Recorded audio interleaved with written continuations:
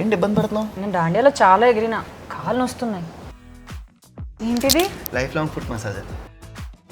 ఈ ప్రోడక్ట్ వాడాక నా leg pain ఇలా వెళ్ళిపోయింది. లింక్ డిస్క్రిప్షన్లో ఉంది, పైగా కూపన్ కోడ్ కూడా ఉంది. అది అప్లై చేస్తే 5% డిస్కౌంట్.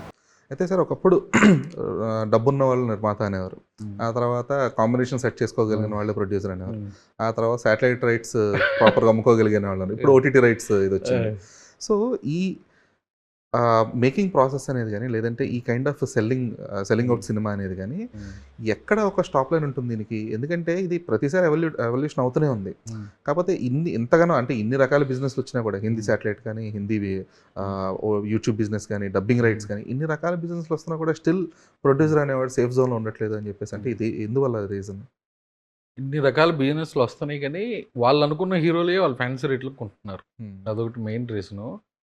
డిజిటల్ లేకముందు శాటిలైట్ ఎక్కువ వచ్చేది, థియేటర్కల్ రన్ ఎక్కువ ఉండేది. ఇప్పుడు మనం చూస్తే ఇంద్ర 175 days, సమరసింహారెడ్డి, నరసింహనాయుడు 175 days వాళ్ళు ఉన్నాయా? ఆనెస్ట్ లేదు.